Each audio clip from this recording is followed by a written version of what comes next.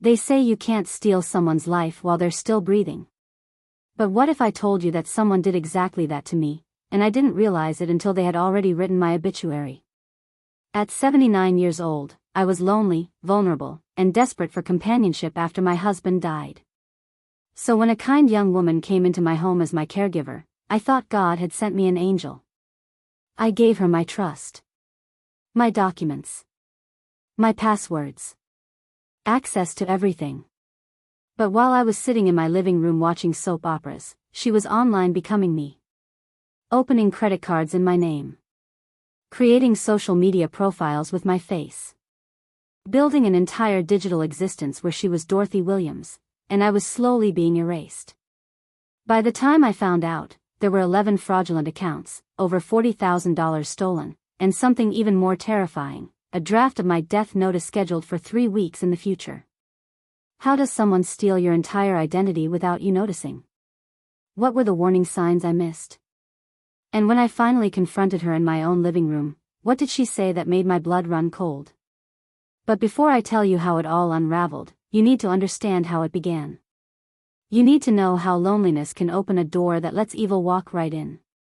They say loneliness kills slowly. But what they don't tell you is that sometimes, loneliness opens the door for someone else to kill you faster. Not with a weapon. Not with poison. But by erasing you completely while you're still breathing. My name is Dorothy Williams, and at 79 years old, I lost something I never thought could be stolen. I lost myself. The day my husband James died, the world stopped making sense. We'd been married for 53 years. He was my compass, my routine, my reason to wake up every morning. When they lowered his casket into the ground on that gray November afternoon, I felt like I was being buried with him. My children came for the funeral. Marcus flew in from Seattle, Shanice drove up from Atlanta. They stayed 3 days. Then life called them back, and I was alone in a house that suddenly felt too big, too quiet, too empty. The silence was the worst part. I'd wake up at 5 in the morning, just like I always did, and reach across the bed for James. My hand would find cold sheets instead of warm skin. I'd make coffee for 2 out of habit, then pour 1 cup down the sink. I'd turn on the television just to hear human voices, even if I wasn't watching. The neighbors would wave from their yards, but nobody really stopped to talk anymore. Everyone was always rushing somewhere. And me? I had nowhere to rush to. Nowhere to be. I was just existing in a world that had moved on without me. 6 months after James passed, I fell in the bathroom. Nothing broke, thank God, but I couldn't get up for 20 minutes. I laid there on that cold tile floor, staring at the ceiling, and realized something terrifying. If something serious happened to me, nobody would know for days. Maybe weeks. That thought kept me awake at night. So when Marcus suggested I hire a caregiver, someone to check on me, help with errands, keep me company, I agreed. I didn't want to, but I was scared. Scared of dying alone in this house and nobody finding me until the smell alerted the mailman. That's how Sarah came into my life. The agency sent her on a Tuesday morning in April. I remember because the dogwoods were blooming, and James always loved dogwood season. She knocked on my door at 9 o'clock sharp, right on time. When I opened it, I saw this young woman, couldn't have been more than 35, with the warmest smile I'd seen in months. She was black like me, with her hair pulled back in a neat bun, wearing scrubs with little flowers on them. She had kind eyes. The kind of eyes that made you feel safe. Mrs. Williams? I'm Sarah Jenkins. I'm here to help make your days a little easier. Her voice was soft, respectful. Not the fake sweet voice some young people use with the elderly, like we're children. She spoke to me like I was a person. A real person. I let her in. Those first few weeks, Sarah was a godsend. She'd come every morning, help me with whatever I needed. She'd go grocery shopping with me, make sure I took my medications on time, help me organize things around the house that I'd been putting off since James died. But more than that, she talked to me. Really talked. She'd tell me about her life, ask about mine. She wanted to hear my stories about the civil rights movement, about raising kids in the 70s, about what it was like being married for over 50 years. She made me feel like my life mattered. Like I mattered. Miss Dorothy, she'd say, because she insisted on calling me that instead of Mrs. Williams, you've lived through so much history. You need to write these stories down. Your grandchildren should know these things. I'd laugh and wave her off. Oh honey, nobody wants to hear an old woman ramble. That's not true, she'd insist, her eyes serious. Your story is important. Your voice matters. It felt good to be seen. To be heard. After months of invisibility, Sarah made me feel alive again. By the third month, Sarah wasn't just my caregiver. She was my friend. My confidant. The daughter who lived close enough to actually be there. We'd have tea in the afternoons, watch our stories together, laugh about the ridiculous plot lines. She'd paint my nails sometimes, help me pick out clothes for church. She even drove me to my doctor's appointments and sat in the waiting room, reading magazines, just so I wouldn't be alone. You don't have to wait, sweetheart, I'd tell her. Go run errands, I'll be fine. Miss Dorothy, I'm not leaving you here by yourself. We're in this together. Together. That word felt like a warm blanket on a cold night. I trusted her. Completely. Foolishly. Desperately.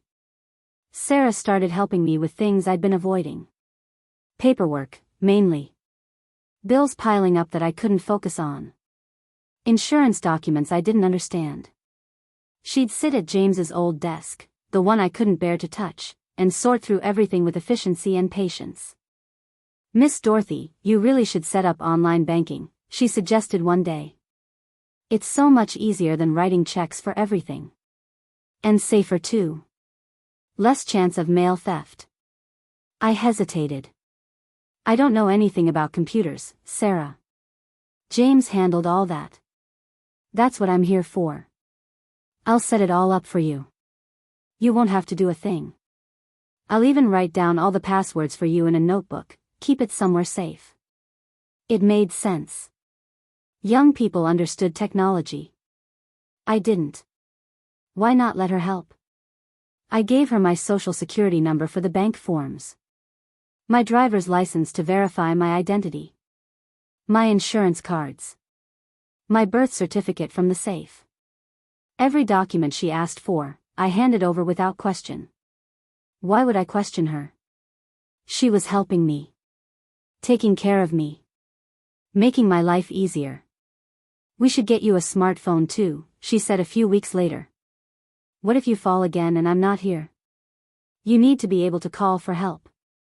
She bought me an iPhone, set it up completely, taught me how to make calls and send text messages. She even put her number on speed dial. Just press this button, and you'll reach me immediately. Anytime, day or night. I felt safer with that phone. Protected. Connected to the world again.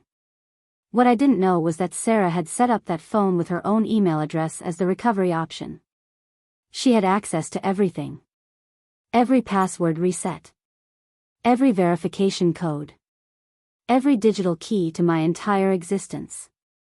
The first strange thing I noticed was an email from a credit card company I didn't recognize. It thanked me for opening a new account and said my card would arrive in 7 to 10 business days. I mentioned it to Sarah during one of her visits. Oh, that's probably just spam, Miss Dorothy, she said, barely looking up from the laundry she was folding. Delete it. Those scammers are always trying to trick people. I deleted it. A week later, my friend Beatrice from church mentioned something odd. Dorothy, I didn't know you were on Facebook. I saw your post about your garden. The tomatoes looked beautiful. I stared at her, confused. Beatrice, I don't have Facebook. I don't even know what that is, really. She laughed. Oh, stop playing. I'll send you a friend request. I didn't think much of it. Old people get confused. Maybe she saw someone else's garden and thought it was mine. But then it happened again. My nephew called from California. Aunt Dorothy, I loved those photos you posted on Instagram. When did you get so good with technology? Baby, I don't have Instagram. I don't even know what you're talking about. There was a pause on the line. Aunt Dorothy, I'm looking at your profile right now. It has your name, your photo, pictures of you and Uncle James. It's definitely you. My hand started shaking. That's not possible. I didn't make any profile. After I hung up, I asked Sarah about it during her next visit. She was in the kitchen, making me lunch. Sarah, honey, my nephew says there's someone using my pictures online. On Instagram. Do you know anything about that? She came out of the kitchen, wiping her hands on a towel, her face full of concern. What? That's identity theft, Miss Dorothy. This is serious. We need to report this. Give me your phone, let me look into it. She took my phone, typed for a few minutes, then shook her head. I can't find anything, but I'll help you figure this out. Don't worry. I won't let anyone hurt you. I believed her. I actually believed her. The breaking point came on a Tuesday morning in September. I was trying to buy a new pair of shoes online. Marcus had helped me set up an account on a store website months ago. But when I tried to log in, it said my password was wrong. I tried again. Still wrong. Then a message popped up, account suspended due to suspicious activity. I called the customer service number. After 20 minutes on hold, a woman with a nasal voice answered.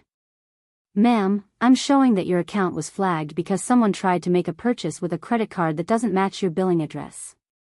I don't understand. I only have one credit card, and it's right here in my purse. According to our records, someone tried to use an American Express card ending in 7432. My stomach dropped. I don't have an American Express card. You might want to check your credit report, ma'am. This sounds like identity theft. After I hung up, my hands were trembling so hard I could barely hold the phone. I called Marcus immediately. Mom, slow down. What's going on? I told him everything. The strange emails. The social media accounts. The credit card I never opened. Mom, I'm coming down this weekend. Don't do anything until I get there. And don't mention this to anyone. Not even your caregiver. But Sarah can help. Mom. Don't tell Sarah. There was something in his voice that made me listen. Marcus arrived Friday evening with his laptop and a determination I hadn't seen since he was a teenager fighting for something he believed in. He'd taken time off work, left his wife and kids in Seattle, and flown across the country because his mother was in trouble. Okay, Mom. Let's start from the beginning. I'm going to check your credit report.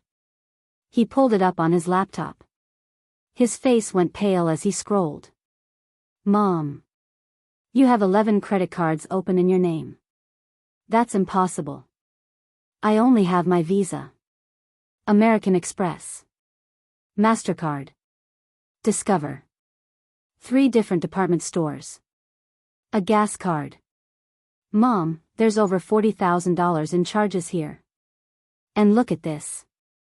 Someone opened a bank account at Wells Fargo in your name 3 months ago. The room started spinning. Marcus, I didn't do any of this. I know you didn't. His jaw was tight. Mom, who has access to your personal information? Your social security number? Your documents? I didn't want to say it. Couldn't say it. But the truth was sitting in my throat like a stone. Sarah, I whispered.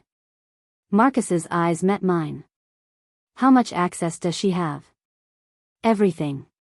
She set up my online banking. She has my phone password. She knows where I keep my documents. Marcus, she's been helping me.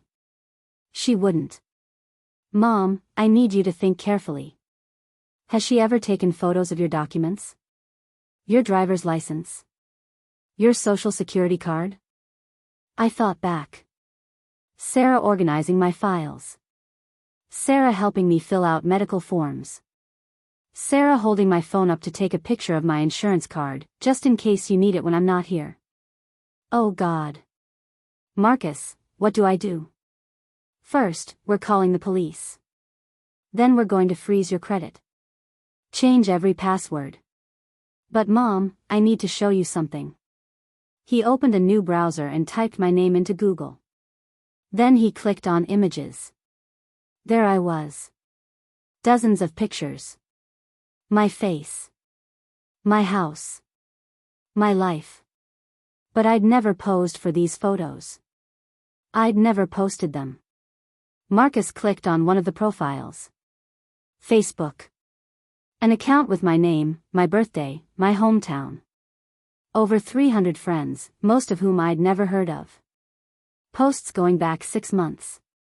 Photos of meals I never cooked in a kitchen that looked like mine but wasn't quite right. Check-ins at places I'd never been. Comments and conversations in my voice but not my words. Keep scrolling, Mom. He showed me Instagram. Same thing. Twitter. LinkedIn. Even a dating profile on a senior singles website.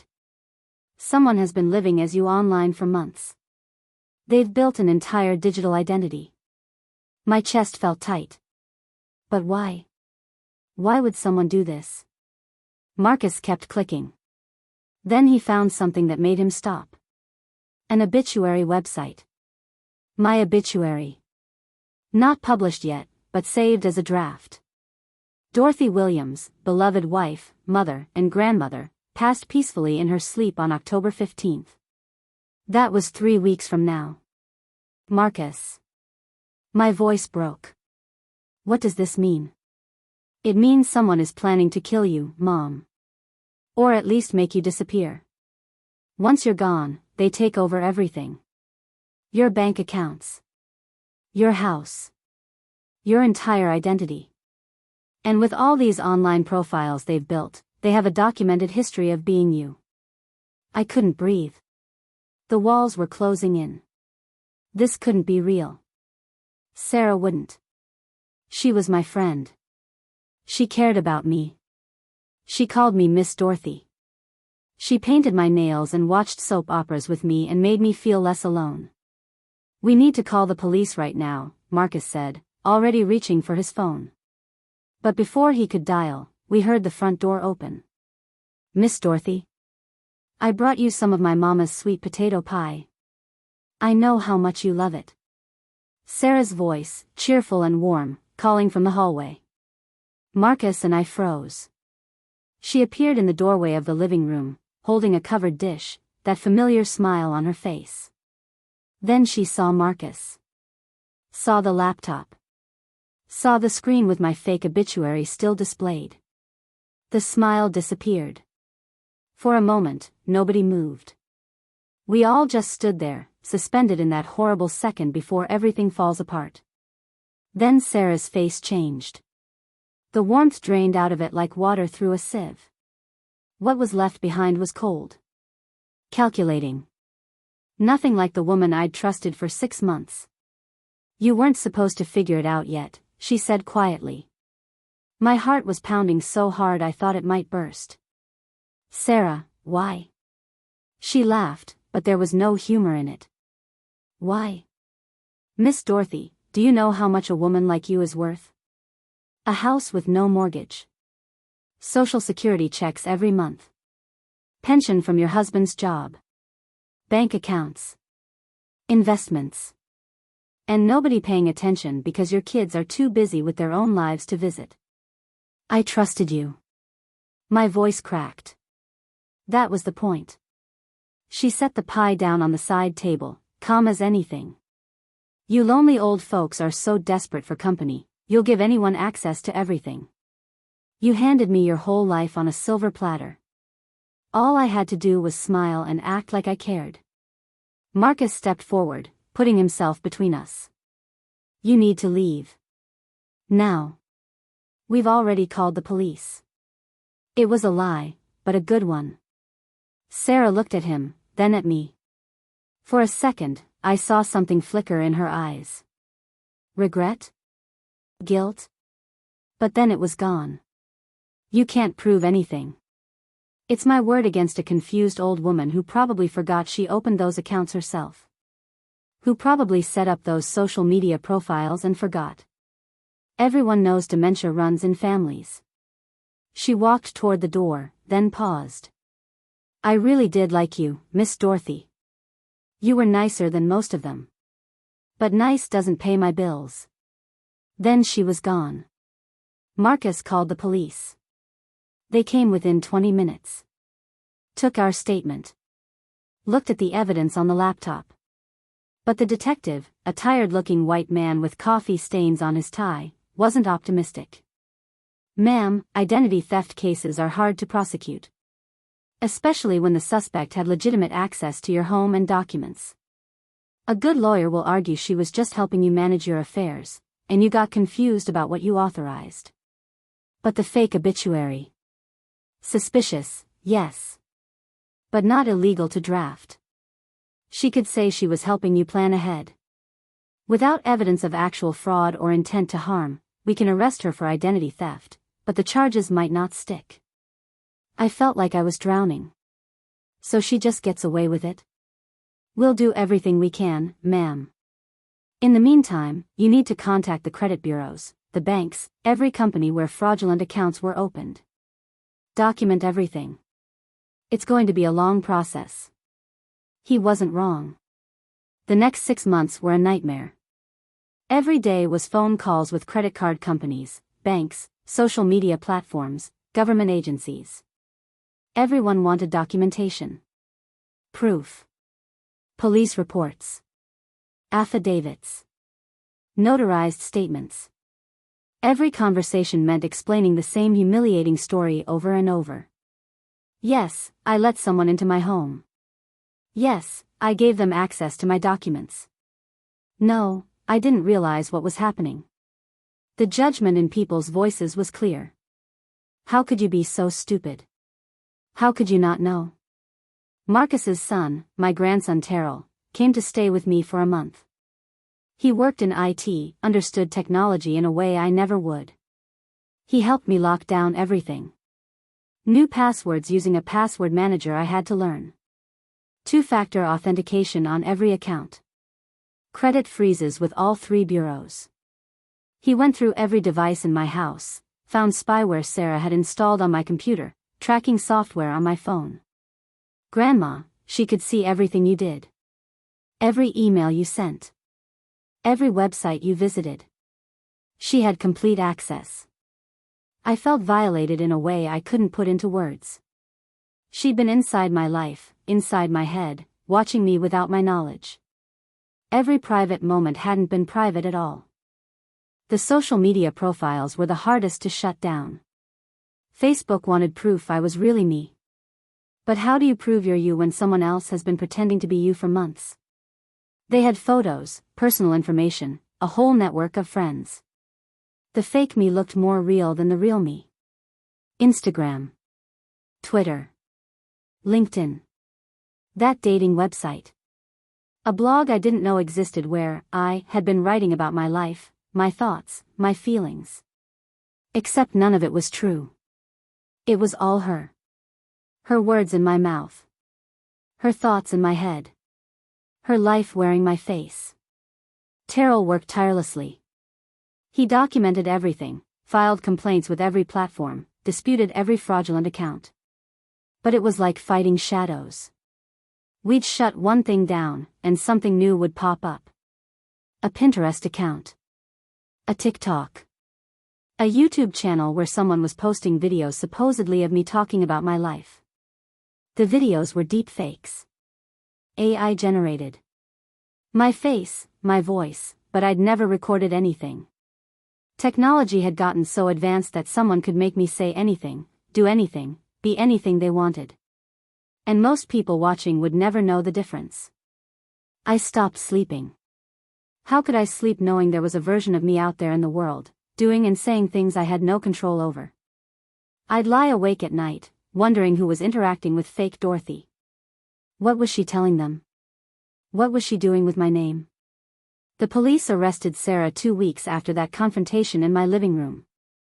They charged her with identity theft, fraud, and conspiracy. But the detective was right. Her lawyer argued that Sarah had been legitimately hired as my caregiver, that she had been given access to my information with my consent, and that any accounts she opened were done with my knowledge but that I'd forgotten due to age-related cognitive decline. They painted me as a confused old woman. Unreliable. Someone who couldn't keep track of her own affairs. They brought in an expert witness who testified about memory loss in the elderly. Made me sound like I didn't know what day it was. It was humiliating.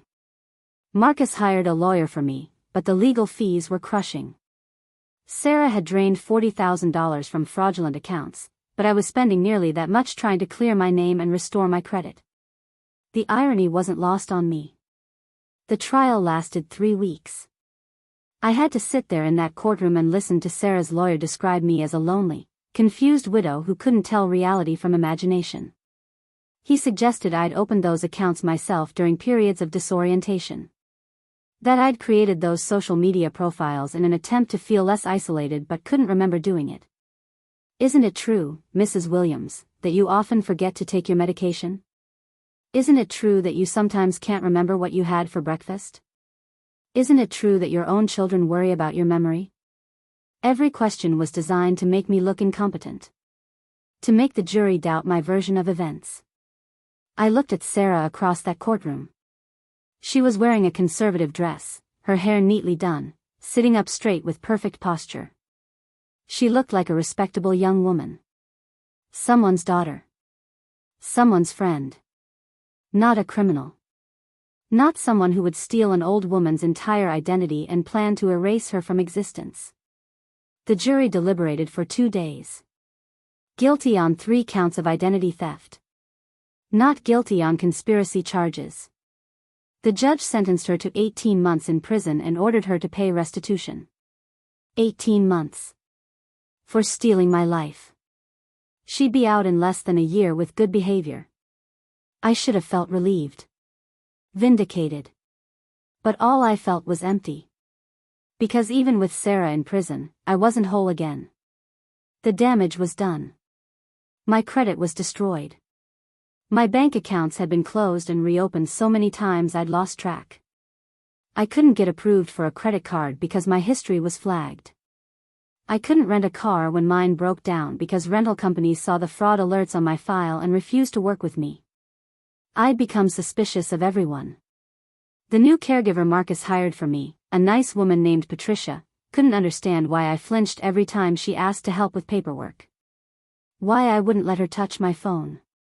Why I kept all my documents locked in a fireproof safe that only I had the combination to. I couldn't trust anymore. Sarah had broken something in me that couldn't be fixed with a court verdict. And the online versions of me were still out there. Terrell shut down what he could find, but he warned me that once something is on the internet, it never really disappears. Screenshots exist. Cached pages. Archive websites. Somewhere in the digital world, fake Dorothy was still living her fake life, and I couldn't do anything about it. I started going to a support group for identity theft victims. Most of them were younger people who'd had their credit cards stolen or their email hacked. When I told my story, they looked at me with a mixture of pity and horror. "That's next level," one man said. "She wasn't just stealing your money. She was stealing your whole existence."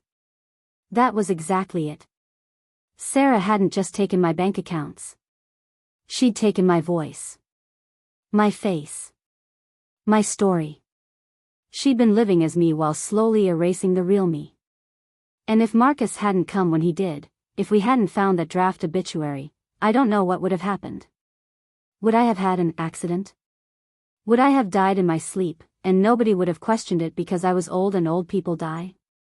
Would fake Dorothy have taken over completely, selling my house, closing my accounts, disappearing with everything I'd worked my whole life to build? The thought keeps me awake at night. I'm 80 now. It's been a year since Sarah went to prison. My credit is slowly recovering. Terrell set up alerts on all my accounts so that any unusual activity triggers an immediate notification. I have new locks on my doors. A security system. Marcus calls me every single day, sometimes twice. But I'm still alone. That's what Sarah really stole from me. Not just my identity or my money. She stole my ability to trust. To let people in. To believe that someone caring about me isn't just a strategy to get close enough to hurt me. I don't go to church as much anymore because I can't stand the questions. Dorothy, are you okay? You seem different. How do I explain that I'm not different, I'm broken? That I look at every kind gesture with suspicion now, wondering what someone really wants from me? Patricia is professional and efficient, but I keep her at arm's length. She does her job and leaves. No tea in the afternoons. No painted nails. No conversations about life. I can't afford that kind of closeness anymore. The house feels empty again. Just like it did after James died. But this time, the silence isn't from loss. It's from fear. I want to tell anyone who's listening, especially people like me, people who are older and maybe lonely and definitely vulnerable, please be careful. I know how good it feels when someone pays attention to you. When someone acts like they care. When someone makes you feel less invisible in a world that treats the elderly like we're already gone. But please, protect yourself. Don't give anyone complete access to your documents, your passwords, your entire life. Not even someone who seems kind. Not even someone who feels like family. I learned the hard way that evil doesn't always look like evil. Sometimes it looks like help. Sometimes it sounds like kindness. Sometimes it smiles at you and calls you Miss Dorothy and makes you sweet potato pie. And sometimes, by the time you realize what's happening, you've already lost yourself. I'm still here. Still fighting to reclaim my life. Still trying to put the pieces back together. But I'm not the same Dorothy Williams the first was before Sarah.